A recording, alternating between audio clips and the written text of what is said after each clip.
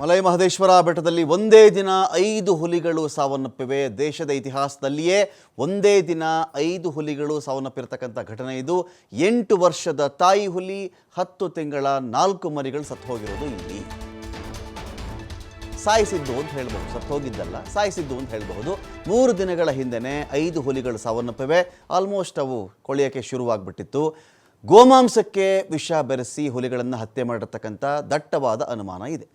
ಹುಗ್ಯಂ ವಲಯದ ಮಿಣ್ಯಂ ಅರಣ್ಯದಲ್ಲಾಗಿರ್ತಕ್ಕಂಥ ಘಟನೆ ಇದು. ಮಲೆ ಮಹದೇಶ್ವರ ವನ್ಯಜೀವಿ ಧಾಮದ ಅರಣ್ಯದಲ್ಲಿ ಇದೀಗ ಸತ್ತೋಗಿದ್ವಲ್ಲ 5 ಹುಲಿಗಳು, ಮರಣೋತ್ತರ ಪರೀಕ್ಷೆ ಮುಕ್ತಾಯ ಆಗಿದೆ. ನಿನ್ನೆ ತಾಯಿ ಹುಲಿಯ ಪೋಸ್ಟ್ ಮಾರ್ಟಮ್ ಆಗಿತ್ತು. ಇವತ್ತು 4 ಹುಲಿ ಮರಿಗಳ ಮರಣೋತ್ತರ ಪರೀಕ್ಷೆ ನಡೆದಿದೆ. ಹುಲಿಗಳ ದೇಹದ ಪ್ರಮುಖ ಅಂಗಾಂಗ ಸಂಗ್ರಹ ಮಾಡಲಾಗಿದೆ. 3 ರೀತಿಯಲ್ಲಿ ವೈದ್ಯರಿಂದ ಮಾದರಿ ಸಂಗ್ರಹ ನಡೆದಿದೆ. ಪ್ರತ್ಯೇಕವಾಗಿ 3 ಲ್ಯಾಬ್ಗಳಿಗೆ ಸ್ಯಾಂಪಲ್ ರವಾನೆಯಾಗಿದೆ. ವಿಷ ಹಾಕಿದ್ಯಾರು? ಗೋಮಾಂಸಕ್ಕೆ ವಿಷ ಬೆರೆಸಿ ಹುಲಿಗಳನ್ನು ಹತ್ಯೆ ಮಾಡಿರುವ ಅನುಮಾನ ದಟ್ಟವಾಗಿದೆ. ಇಲ್ಲಿ ಅರಣ್ಯದಲ್ಲಿ ಹಸು ಮೇಯಿಸುವ ಕಾಡಂಚಿನ ಗ್ರಾಮಸ್ಥರು ಈ ವೇಳೆ ಹುಲಿ ದಾಳಿಗೆ ಹಸುವೊಂದು ಬಲಿಯಾಗಿರುವ ಶಂಕೆ ಇದೆ. ಹಸುವಿನ ಸಾವಿನಿಂದ ಕೆರಳಿ ವಿಷವಿಟ್ಟು ಹುಲಿಗಳನ್ನು ಕೊಂದಿದ್ದಾರೆ ಅಂತ ಅನುಮಾನ ಬಲವಾಗಿದೆ. ಇದ್ರ ಬಗ್ಗೆ ಮಾತಾಡಲಿಕ್ಕೆ ನಮ್ಮೊಂದಿಗೆ ವನ್ಯಜೀವಿ ಪ್ರೇಮಿ, ವನ್ಯಜೀವಿ ವಿಚಾರದಲ್ಲಿ ಸಾಕಷ್ಟು ಹೋರಾಟ ಮಾಡ್ತಿರ್ತಕ್ಕಂಥವ್ರು, ರೆಗ್ಯುಲರ್ ಆಗಲಿ ಕಾಡಿನ ಬಗ್ಗೆ ಒಂದು ಕಾಳಜಿ ಇಟ್ಕೊಂಡು ಕೆಲಸ ಮಾಡ್ತಿರ್ತಕ್ಕಂತಹ ಜೋಸೆಫ್ ಹೋವರ್ ಅವರಿದ್ದಾರೆ. ಮಾತಾಡ್ತೀನಿ ಅವ್ರನ್ನ. ಜೋಸೆಫ್ ಹೋವರ್ ಸರ್, ನಮಸ್ಕಾರ. ನಮಸ್ಕಾರ ರಮಾಕಾಂತ್ ಅವ್ರಿಗೆ. ಈ ಮಾನವ ಪ್ರಾಣಿ ಸಂಘರ್ಷದ ಇನ್ನೊಂದು ಮಜಲು ಅಂತ ಕೆಲವರು ಕರಿತಾ ಇದ್ದಾರೆ ಸರ್. ಯಾವಾಗೆಲ್ಲ ಈ ಹುಲಿ ಮರಿ ಹಾಕುತ್ತೋ ಆ ಮರಿಗಳನ್ನ ಸುಮಾರು ಒಂದು 8 ವಾರದವರೆಗೆ ಆ ಮರಿಗಳಿಗೆ ಅದು ಬೇಟೆ ಹೇಳ್ಕೊಡುತ್ತೆ ಅಂತ. ಬೇಟೆ ಹೇಳ್ಕೊಡ್ಬೇಕಾದಾಗ ಅದಕ್ಕೆ ಕಾಟಿನೋ ಅಥವಾ ಜಿಂಕೆನೋ ಸಾರಂಗನೋ ಇದು ಬೇರೆ ಯಾವ್ದಾದ್ರು ಪ್ರಾಣಿ ಸಿಕ್ಕರೆ ಓಕೆ. ಅನೇಕ ಕಡೆ ಅದು ಲಭ್ಯವಿಲ್ಲದೆ ಇದ್ದಾಗ ಈಸಿ ಪ್ರೇ ಕಡೆ ಅದು ಟ್ರೈ ಮಾಡುತ್ತೆ ಅಂತ. ಅಂದರೆ ಸುಲಭವಾಗಿ ಯಾವ ಬೇಟೆ ಆಡ್ಬೋದು ನಾನು ಅಂಥ ಟೈಮಲ್ಲಿ ಅದು ಊರ ಕಡೆ ಬರುತ್ತೆ, ಆವಾಗ ಹಸು ಸಿಗ್ತಾ ಬೇಟೆ ಆಡುತ್ತೆ ಅಂಥೇಳಿ. ಇಲ್ಲಿ ನಾವು ಎಲ್ಲಿಯವರೆಗೆ ಜನ, ಅರಣ್ಯ ಇಲಾಖೆಯ ಸಿಬ್ಬಂದಿ ಇಷ್ಟರ ನಡುವೆ ಒಂದು ಕೋಆರ್ಡಿನೇಟ್ ಮಾಡಲ್ಲ, ನಾವು ಸರಿಯಾದ ಸಮತೋಲನ ಇಟ್ಕೊಳ್ಳಲ್ಲ, ಹಾಗೆಲ್ಲ ಇಂಥ ಅನಾಹುತ ಆಗುತ್ತಾ? ಇವ್ರಿಗೆ ಯಾರು ಗ್ರಾಮಸ್ಥರನ್ನ ಕೇಳಿದ್ರೆ ಅವ್ರಿಗೇನೆಂದರೆ ಅಯ್ಯೋ ಹುಲಿ ಬಂತು, ಆನೆ ಬಂತು, ಸಾಯಿಸ್ಬಿಡ್ತು, ಬೆಳೆ ಹಾಳು ಮಾಡ್ತು, ಹಸು ತಿಂದುಬಿಡ್ತು, ಕುರಿ ತಿಂದುಬಿಡ್ತು, ಚಿರತೆ ಬಂತು, ಇದೆಲ್ಲ ಮಾತಾಡ್ತಾ ಇರ್ತಾರೆ. ಬಹುಶಃ ಪಾಸಿಬಿಲಿಟಿ ಇದೆಯಾ ಸರ್ ಇದು?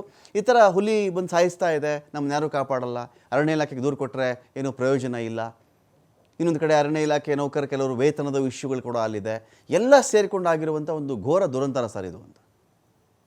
ರಮಾಕಾಂತ್, ನಾನು ಹೇಳಬೇಕು, ಇಲ್ಲಿ ನೋಡಿ, ಅರಣ್ಯ ಇಲಾಖೆ ಒಳಗೆ ಸಿಬ್ಬಂದಿ ಇಲ್ಲ, ಕೊರತೆ ಇದೆ. ನಮ್ಮ ಸ್ಪೆಷಲ್ ಟೈಗರ್ ಪ್ರೊಟೆಕ್ಷನ್ ಫೋರ್ಸ್ ಅಂತಾರ, ಅದ್ರೊಳಗೂ ಜನ ಇಲ್ಲ, ಸಿಬ್ಬಂದಿ ಇಲ್ಲ. ಸೊ ಎಲ್ಲಾ ಕಡೆ ಕಾಡೊಳಗೆ ಇವ್ರ ಕೆಲಸ ನೋಡ್ಕೊಳಕ್ ಆಗಲ್ಲ, ಎಲ್ಲ ಒಂದ್ ಕಡೆ ಆಗತ್ ಘಟನೆ. ಬಟ್ ಇದು ನಾ ಹೇಳ್ಬೇಕಂದ್ರೆ ಈ ಸ್ಥಿತಿಯೊಳಗೆ ಆಗಿರೋದು 5 ಹುಲಿ ಸತ್ತಿರೋದು ಇದು ನಿರ್ಲಕ್ಷ್ಯ, 100% ನೆಗ್ಲಿಜೆನ್ಸ್ ಆಫ್ ವರ್ಕ್ ಅಂತ ಹೇಳ್ಬೇಕು. ಯಾಕಂದ್ರೆ ನಾವು ನೆನ್ನೆಯಿಂದ ಯೋಚಿಸ್ಕೊಂಡು ಎಲ್ಲರ ಜೊತೆ ಮಾತಾಡ್ಬೇಕಾರೆ ಕೆಲವ್ರು ಹೇಳಿದ್ರು, ನಮ್ಮ ದಿನಗೂಲಿ ನೌಕರಗಳಿಗೆ 3 ತಿಂಗಳಿಂದ ಸ್ಯಾಲರಿ ಕೊಟ್ಟಿಲ್ಲ. ಅವ್ರು ಹೋದ್ ತಿಂಗಳು ಒಂದು 50 ಜನ ಸೇರಿ ಹೋಗಿ ಸೀನಿಯರ್ ಆಫೀಸರ್ ಕೇಳಿದ್ದಾರೆ, ನಮಗೆಲ್ಲ ತೊಂದರೆ ಆಗ್ತಿದೆ, ಮನೆಗೆ ಊಟಕ್ಕಿಲ್ಲ, ನಮ್ಮ ಮಾತ್ರೆ ತಗೊಳಕ್ ದುಡ್ಡಿಲ್ಲ, ಶಿಕ್ಷೆ ಮಕ್ಕಳಿಗೆ ಎಜುಕೇಶನ್ಗೆ ದುಡ್ಡು ಇಲ್ಲ, ದಯವಿಟ್ಟು ಮಾಡಿ ಅಂದ್ರೆ ಯಾರು ಏನು ಮಾಡಿಲ್ಲ. ಸೊ ಇಲ್ಲಿ ಏನಾಗಿದೆ ಅಂದ್ರೆ ಸೀನಿಯರ್ ಆಫೀಸರ್ ಆಕ್ಷನ್ ತಗೊಂಡಿಲ್ಲ. ಸೊ ಏನಾಯ್ತು, ಇವ್ರುಗಳು ನಮಗೆ ದುಡ್ಡು ಕೊಡ್ತಿಲ್ಲ, ಸ್ವಲ್ಪ ನಾವು ಯಾಕೆ ಇಷ್ಟೆಲ್ಲ ಪರದಾಡ್ಬೇಕು, ನಮ್ನ ನಾಳೆ ಬೇಕಾದ್ರೆ ಕೆಲಸನ ತೆಗ್ದಾಕ್ಬಿಡ್ತಾರೆ ಅಂದ್ಬಿಟ್ಟು ಇವರು ಸ್ವಲ್ಪ ಇದ್ ಮಾಡಿದ್ದಾರೆ. ಆಕ್ಚುಲ್ ಆಗಿ ಏನಾಗತ್ತಂದ್ರೆ ಕಾಡೊಳಗೆ ಇವರು ಬೀಟ್ಗೆ ಹೋಗ್ತಾರೆ, ನಮ್ ವಾಚರ್ಗಳು ಒಂದು ಗಾರ್ಡ್ ಬೀಟ್ಗೆ ಹೋಗ್ತಾರೆ. ಅಲ್ಲಿ ಏನೇ ಸತ್ತಿದ್ರು ಏನೇ ಇದಾಗಿದ್ರು ವಾಸನೆ ಬಂದೇ ಬರುತ್ತೆ. ಸೊ ಗೊತ್ತಾಗ್ಬಿಡುತ್ತೆ ಇದು ಪಕ್ಕನೆ ರೋಡ್ ಪಕ್ಕನೆ ಆಗಿದೆ, ಸ್ವಲ್ಪ ದೂರದೊಳಗೆ ಅಂತ ಹೇಳಿದಾಗ ವಾಸನೆ ಬಂದಿರುತ್ತೆ. ಸೊ ನಾನ್ ಬ್ಲೇಮ್ ಮಾಡೋದು ಸೀನಿಯರ್ ಆಫೀಸರ್, ಡೈರೆಕ್ಟ್ ಆಗಿ ಬ್ಲೇಮ್ ಮಾಡ್ತೀನಿ. ಮತ್ತೆ ಈ ಆಫೀಸರ್ ಅಲ್ಲಿ DCF ಅನ್ನು ಕರ್ಕೊಂಡ್ ಬಂದಿದ್ದಾರೆ, ಚಕ್ರಪಾಣಿ, ಅವ್ರನ್ನ ಸಸ್ಪೆಂಡ್ ಮಾಡಿದ್ರು ಸರ್ಕಾರ. ಮರ ಕಡ್ದಿದ್ರು ಮಡಿಕೇರಿ ಇದ್ದಾಗ ಅಂದ್ಬಿಟ್ಟು ಅವ್ರಿಗೆ ಸಸ್ಪೆಂಡ್ ಮಾಡಿ ಅವ್ರಿಗೊಂದು ಆಡಿಟ್ ಡಿಪಾರ್ಟ್ಮೆಂಟ್ ಕೂರಿಸಿದ್ರು ಇಲ್ಲಿ ಅರಣ್ಯ ಭವನ್ ಇದ್ರೊಳಗೆ ಆಫೀಸಲ್ಗೆ. ಅಲ್ಲಿಂದ ಅವ್ರಿಗೆ IFS ಅವರು, ಇಂಡಿಯನ್ ಫಾರೆಸ್ಟ್ ಸರ್ವಿಸ್ ಕ್ಯಾಡರ್, ಇವ್ರದ್ದು ಬಂದ್ಬಿಟ್ಟು ಒತ್ತಡದಿಂದ ಸರ್ಕಾರ ಇವ್ರಿಗೆ ಇಲ್ಲಿ ತಗೊಂಡ್ ಕೂರ್ಸಿದ್ದಾರೆ. ಸೊ ನಾಗೇಳೋದು, ನೀವು ಯಾರಿಗಾರೋ ಪ್ರಮೋಟ್ ಮಾಡ್ಬೇಕೋ ಯಾರಿಗಾರೋ ಇದು ಮಾಡ್ಬೇಕಂದ್ರೆ ಒಳ್ಳೆ ಜನ ಕೊಡಿ, ಒಳ್ಳೆ ಜನ ಬರ್ಬೇಕಿಂತ ಸ್ಥಿತಿಯೊಳಗೆ.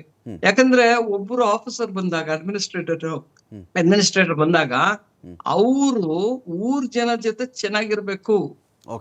ಫಾರೆಸ್ಟ್ ವಾಚರ್ಸ್ ಇರ್ಲಿ, ಗಾರ್ಡ್ ಇರ್ಲಿ, ಆರ್ಫಗಳ ಜೊತೆ ಚೆನ್ನಾಗಿ ಕೆಲಸ ಮಾಡಕ್ಕೆ ಎಬಿಲಿಟಿ ಬೇಕು. ಹ್ಮ್ ಆ ಆ ಇದಿರ್ಬೇಕು. ಕಾಲೇಜ್ ಇಲ್ದೋರೆ ಹ್ಮ್. ಈ ತರ ಸಂದರ್ಭದಾಗ ಆಗತ್ತೆ. ಹ್ಮ್. ಸೊ ನಾನ್ ಇವತ್ತು ಗಂಭೀರವಾಗಿ ನಾನು ಆರೋಪ ಮಾಡೋದು ನಮ್ಮ ಸೀನಿಯರ್ ಫಾರೆಸ್ಟ್ ಆಫೀಸರ್ಸ್ ಮೇಲೆ ನಾ ಮಾಡ್ತೀನಿ. ಓಕೆ. ಈಗ ಓಕೆ, DCF ಚಕ್ರಪಾಣಿ ಸಾಲ್ವ್ ಮಾಡ್ಲಿಲ್ಲ ಪ್ರಾಬ್ಲಮ್, ಹ್ಮ್. ದುಡ್ಡು ಸಂಬಳ ಕೊಡಕ್ ಆಗ್ಲಿಲ್ಲ.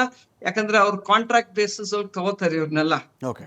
ಬೇರೆ ನೆಟ್ ಔಟ್ಸೋರ್ಸ್ ಮಾಡಿ ಹ್ಮ್. ಅವ್ರ ಕಡೆಯಿಂದ ಸಂಬಳ ಕೊಡೋದು ಇವ್ರಿಗೆ. ಹ್ಮ್.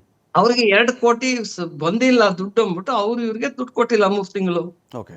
ಅದನ್ನ ಸಾಲ್ವ್ ಮಾಡಕ್ ಆಗ್ಲಿಲ್ಲ DCF ಅಂದಾಗ ಹ್ಮ್. ಅವ್ರ ಮೇಲೆ ಒಂದು ಅಧಿಕಾರಿ ಇರೋದು ಒಂದು CCF, ಓಕೆ. ಕನ್ಸರ್ವೇಟರ್ ಫಾರೆಸ್ಟ್, ಅವ್ರಾದ್ರೂ ಮಾಡ್ಬೇಕಾಯ್ತು. ಇಲ್ವಾ ಅವ್ರಕಿನ ಮೇಲೆ 2 ಆಫೀಸರ್ಗಳು ಅವ್ರು ಮಾಡ್ಬೇಕಾಯ್ತು. ಯಾಕೆ ಮಾಡ್ಲಿಲ್ಲ ಇವ್ರು? ಹ್ಮ್. ಇವ್ರು ದಿನಗಟ್ಲೆ ನಾವ್ ಫೋನ್ ಜೋಸೆಫ್ ಸರ್, ಮೀಟಿಂಗ್ ಅಂತಾರೆ. ಈಗ ನೌಕರರಿಗೆ ಸಂಬಳ ಬಂದಿಲ್ಲ ಅಂದ್ರೆ ಹುಲಿ ಸತ್ತೋಗ್ಬಿಡ್ಬೇಕು ಅಂತನಾ? ಅವ್ರು ಯಾರೋ ಬೀಟ್ ಮಾಡಿಲ್ಲ ಅಂದ ತಕ್ಷಣ ಜನ, ಕಾಮನ್ ಮ್ಯಾನ್ ಯಾರೋ ಬಂದು, ಗ್ರಾಮಸ್ಥರು ಯಾರೋ ಬಂದು ಒಂದು ಯಾವುದೋ ಅಕಸ್ಮಾತ್ ವಿಷಪ್ರಾಶನ ಮಾಡಿದ್ದು ಅದರಿಂದನೇ ಸತ್ತು ಹೋಗಿದ್ರೆ, ಹಸು ಯಾವುದೋ ಒಂದು ಬೇಟೆ ಆಡಿದೆ, ಬಾಲ ಕಟ್ಟಾಗ್ಬಿಟ್ಟಿದೆ, ಈ ಹಸು ತಿನ್ನಕ್ಕೆ ಹೆಂಗಿದ್ರು ಒಂದು ಹುಲಿ ಬಂದೇ ಬರುತ್ತೆ, ಇದು ಸಾಯಿಸಿರೋದು ಮತ್ತೆ ಅಲ್ಲಿಗೆ ರೀಚ್ ಆಗೇ ಆಗುತ್ತೆ, ವಿಷ ಹಾಕ್ಬಿಡೋಣ, ಸುರಿದು ಬಿಡೋಣ, ತಿನ್ನು ಸತ್ತೋಗ್ಲಿ ಅಂತ ಮಾಡಬಹುದಾ ಕಂದೆ? ಅಲ್ಲ, ಆ ತರ ನೋಡಿ ನಾ ಹೇಳ್ತೀನಿ. ಇಲ್ಲಿ ಇದು ಘಟನೆ ಆಗಿರೋದು ನನ್ಗೆ ಗೊತ್ತು. ಆನ್ ಗ್ರೌಂಡ್ ನ ಹೇಳ್ತಾ ಇರೋದಂದ್ರೆ, ಒಂದು ದನನ ಹೊಡೆದಿದೆ ಹುಲಿ, ಹೊಡೆದಿ ಹೋಗ್ಬಿಟ್ಟು ಮರಿಗಳೆಲ್ಲ ಸೇರಿ ತಿಂದಿದೆ, ಸ್ವಲ್ಪ ತಿಂದು ಹೋಗಿದೆ. ಅದ್ ಯಾವಾಗ ಅಲ್ಲಿ ಬಿದ್ದಿತ್ತೋ ಆ ರೈತ ಬಂದ್ಬಿಟ್ಟು ತಿರ್ಗಾ ಪ್ರಾಣಿಗಳು ವಾಪಸ್ ಬರುತ್ತೆ, ಅದನ್ನ ತಿನ್ನ ತನಕ ಪ್ರಾಣಿಗಳು ವಾಪಸ್ ಬಂದು ತಿನ್ನತ್ತೆ. ಅವರು ಯಾರ ದನ ಓನರು ಬಂದು ವಿಷ ಹಾಕಿ ಹೋಗಿರೋದು. ವಿಷ ಹಾಕಿದ್ ಹೋಗಿದ್ಮೇಲೆ ತಿಂದಿದ್ಮೇಲೆ ಎಲ್ಲ ಒಂದು 5 ಹುಲಿ ಒಟ್ಟಿಗೆ ಸತ್ತೋಯ್ತು. ಸೊ ನಾನ್ ಬರ್ತಾ ಇರೋದೆಲ್ಲ ಅಂದ್ರೆ ನೆಗ್ಲಿಜೆನ್ಸ್. ಇವರು ಸ್ಟಾಫ್ ಆನ್ ಬೀಟ್ ಇದ್ದಿದ್ರೆ, ಸ್ಟಾಫ್ ಕೆಲಸ ಮಾಡ್ತಿದ್ರೆ, RFO ಆನ್ ಬೀಟ್ ಹೋದ್ರೆ, ಯಾಕಂದ್ರೆ RFOಗಳು ಏನು ಮಾಡ್ತಿಲ್ಲ, ಆರಾಮ ಕೂತಿದ್ದಾರೆ ಈಗಿನ RFOಗಳು. ಅವರೆಲ್ಲ ಆನ್ ಗ್ರೌಂಡ್ ಡ್ಯೂಟಿ ಮಾಡಿದ್ರೆ ಈ ತರ ಸಿಚುವೇಶನ್ ಬರಲ್ಲ. ಯಾರೋ ಒಂದ್ ಕಡೆ ಒಂದು ಹುಳಿ ಯಾವ್ದೋ ದನ ಹೊಡೆದಿದೆ ಅಂದ್ರೆ ಅವ್ರು ಇಮಿಡಿಯೇಟ್ ಆಗಿ ಊರ್ ಕಡೆ ಜನಕ್ಕೆ ಕೇಳ್ಬಿಟ್ಟು ಇಲ್ಲಿ ಯಾರೋ ಹತ್ರ ಬರ್ಬೇಡಿ, ಆಮೇಲೆ ಇಲ್ಲಿ ಸೆಕ್ಯೂರ್ ಮಾಡಿ ಅದನ್ನ ಮಾಡ್ತಾರೆ. ಇಲ್ಲೇ ಆಗಿಲ್ಲ. ಸೊ ನಾನ್ ಅದನ್ನ ಗಂಭೀರವಾಗಿ ಹೇಳ್ತೀನಿ. ಯಾಕಂದ್ರೆ ನಾವ್ ನೋಡಿದೀವಿ ಮುಂಚೆ ಬೇರೆ ಕಡೆ ಆಗಿರೋದಲ್ಲ. ಈಗ ಒಬ್ರು ಸುನೀತಾ ಧೈರ್ಯಂ ಅಂತ ಇದ್ದಾರೆ ಮೇಡಮ್, ಇದ್ರೊಳಗೆ ನಮ್ ಬಂದೀಪುರ ಒಳಗೆ. ಅವರು ಮಾರಿಯಮ್ಮ ಚಾರಿಟಬಲ್ ಟ್ರಸ್ಟ್ ಇರೋದು ಅವ್ರು. ಅವ್ರು ಹೋಗಿ ಫಸ್ಟ್ ಏನಾಗುತ್ತೆ, ಹುಳಿ ಯಾವ್ದಾರು ದಾಳಿ ಮಾಡಿದ್ರೆ ಫಸ್ಟ್ ಹೋಗ್ಬಿಟ್ಟು ರೈತರಿಗೆ ದುಡ್ಡು ಕೊಟ್ಬಿಡುತ್ತೆ, ದಯವಿಟ್ಟು ವಿಷ ಹಾಕ್ಬಿಡಿ ಅಂದ್ಬಿಟ್ಟು. ಸೊ ಇವ್ರಿಗೆ ಇಷ್ಟು ಬುದ್ಧಿ ಇಲ್ವಾ ನಮ್ ಫಾರೆಸ್ಟ್ ಸ್ಟಾಫ್ಗೆ? ಕರೆಕ್ಟ್. ಸೊ ನಾವು ಜನದ ಬಗ್ಗೆ ನಾವು ಮಾತಾಡ್ತೀವಿ, ಅವ್ರು ತಂದ್ರೋಗ್ಬಿಟ್ಟು. ಫಸ್ಟ್ ಇಲ್ಲಿಗೆ ಬರ್ತಾ ಇರೋದು ಏನಂದ್ರೆ, ಈ ಹಸುಗಳು ನಮ್ಮ ಹಸುಗಳಲ್ಲ, ನಮ್ಮ ಕರ್ನಾಟಕದ ಫಾರ್ಮರ್ಸ್ ಅಲ್ಲ. ಇದೆಲ್ಲ ಬರ್ತಿರೋದು ತಮಿಳ್ನಾಡಿಂದ. ಬರ್ಗೂರ್ ಅಂದ್ಬಿಟ್ಟು ಒಂದು ಇದ ಕಡೆ ಬರ್ಗೂರ್ ಬ್ರೀಡ್ ಇದು ಕ್ಯಾಟಲ್. ಅದನ್ನ ನಮ್ಮ ಊರು ಜನಕ್ಕೆ ತಗೊಂಡ್ಬಂದ್ಬಿಟ್ಟು ದುಡ್ಡು ಕೊಟ್ಟು ನೀವ್ ಮೇಯಿಸಿ ಅಂತಾರೆ. ನಮ್ ಜನ ಮೇಯಿಸ್ಕೊಂಡು ಕಾಡೊಳಗೆ ಮೇಯಿಸ್ತಾರೆ. ಸೊ ಎಲ್ಲೋ ಒಂದ್ ಕಡೆ ಅಟ್ಯಾಕ್ ಆಗೇ ಆಗತ್ತೆ, ಟೈಗರ್ ಅಟ್ಯಾಕ್ ಆಗೇ ಆಗತ್ತೆ. Easy feed. ಯಾಕಂದ್ರೆ ನಾವು ಹೋಗ್ಬಿಟ್ಟು ಅದಿರೋದು ಕಾಟಿ, ಕೋಣ, ಹಂದಿ ಗಿಂದೆಲ್ಲ ನಾವು ತಿಂತಾ ಇದೀವಿ.